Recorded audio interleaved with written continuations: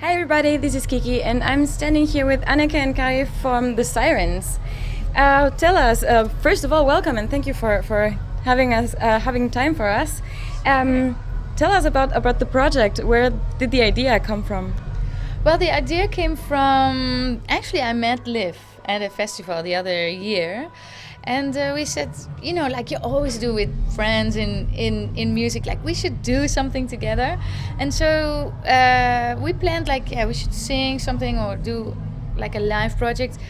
I also was in contact with Kari about something else, and then we thought maybe if we can make this like together, make a live project with the girls of the first generation of female fronted metal, sing songs from our old bands and sing songs from our solo projects. Then we could have like something really cool, and so we did. So that's it. Yeah. So it was your idea. Kind of. Yes. It's a good one more of your good ideas. Yeah. And Kari, what were you doing the moment you got this call or you got the idea came? Well, to me it was quite special because one thing is to play with Anneke and Liv, which I really enjoy their beautiful voices and think it was an honor to be asked. And on the other hand, I haven't played, the Third Immortal songs and the metal genre for a very, very long time. So it was a very special project to do in many ways. Like it was really good. Cool. How are what are your plans for the near future with the Sirens? Well, we have some tours still lined up, some shows. So we're going to do that. And well, that's it. We're just going to play and see where it takes us. And have fun? Yes, yeah. Exactly. Aren't you planning to release anything, recordings or an album maybe? Can we hope for one? We have 2 songs out now because we wanted to promote the tour and we also wanted to have a Sirens, some Sirens songs on the set list. So, well, we'll see what happens, but we'll just concentrate on the concerts and the shows now. So, yeah.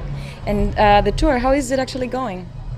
Actually, it's going well. Yeah. Like the reactions are super cool. And the other day, somebody, like a fan, told us, like, you're actually playing songs of 7 bands, like all 3 of our old bands, all 3 of our new bands, and we have Sirens original songs. So this is just like such a vast project of this, like this is jump through time, and people really like when you're there, because it's hard to explain. You can see it's like, oh, it's a cool project, but when you're there, like people catch on to it, like from the first song, it's like, oh yes, this song, oh yes, this song, and so that it works live. It works like really well, like even better than on paper. You know what I mean? So the reactions are super cool. And I also think we're so lucky to have Anneke's band with us because they're so good musicians, and it makes it all come together, and it makes it really cool thing to do because you should think that it would be more diverse, but it actually is totally coming together. So it's a good thing. Cool. I'm very looking forward to the show tonight. Nice. How did the composing go? How do you communicate, or do you meet a lot, or did you meet a lot to write the songs? Well, actually, it was quite easy because we have now 2 songs.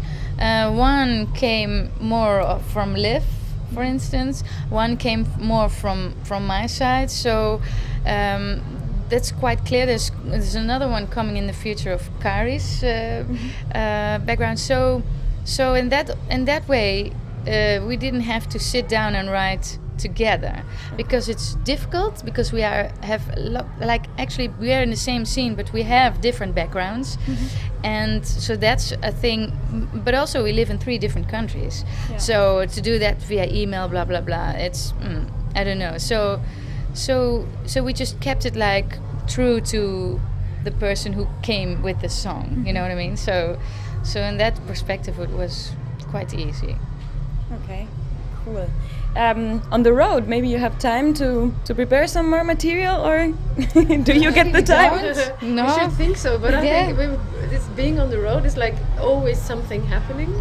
It's like we had a day off yesterday, it was great, but then again it's like the time flew. Yeah, it's really strange. Well, I don't know why these hours just disappear. That's true. Besides, we all three of us have our own solo album coming coming out right now or in the near future.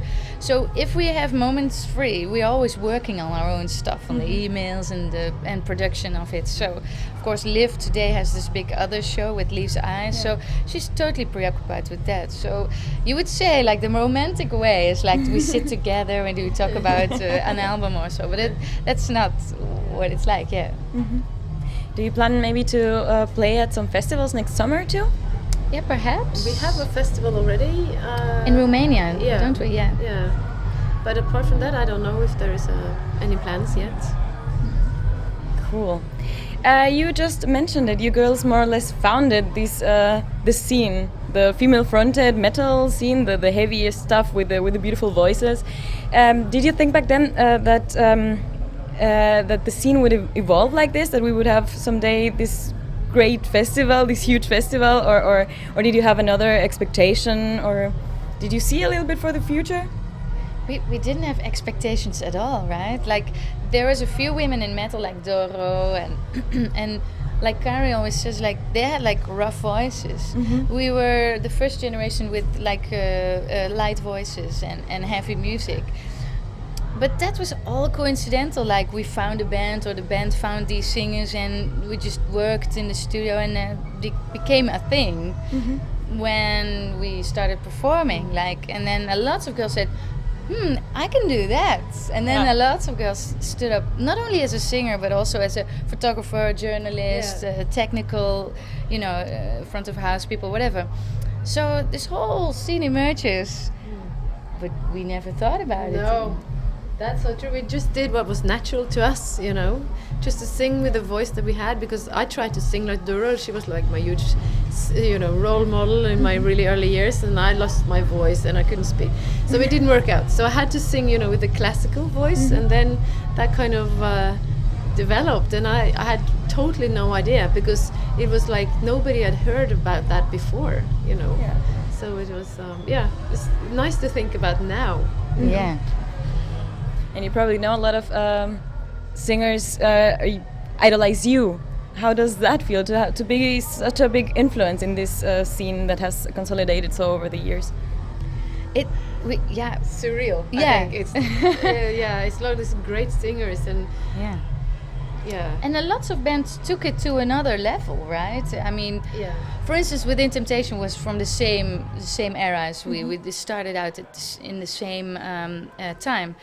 But they took it like to this whole new level, commercial-wise and style-wise, and I'm just so proud to have been part of that beginning, the early days, and it's like you said, it's sometimes it's surreal if you walk in a place like this and everybody, like people really know how, like where you come from, and they know everything about you, and that's. It's a nice feeling, and on the other hand, it's just music, right? We all enjoy it, and we all play it, and we all share this scene, and we share metal, and we share rock music, and I think that's a good feeling. Cool. And now that you mentioned the industry more or less, how has it evolved?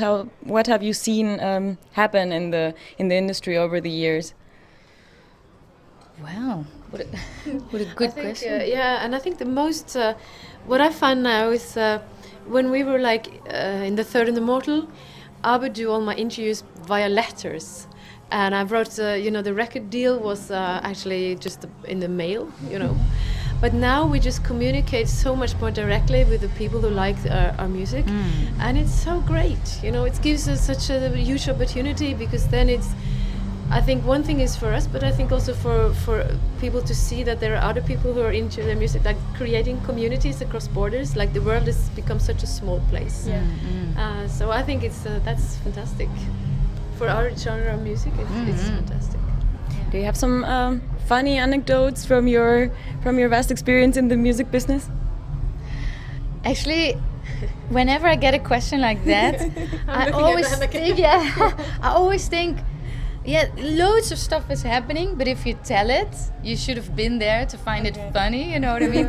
So I know from people like Sting, and so they always make stuff up because they have to have a good story, and I will think, after this interview, I will think about something to tell, because every time, and then I tell a story and they'll go like, okay, and then, yeah, but you have to be there, because it was so funny when this guy tripped on the stage or whatever, like, so no. Well, thank you so much. We're very looking forward to see you on stage and Thanks a lot. and to be part of it too. Thanks a lot. Thank you so much for your time, and we will catch you on the road. Thank you.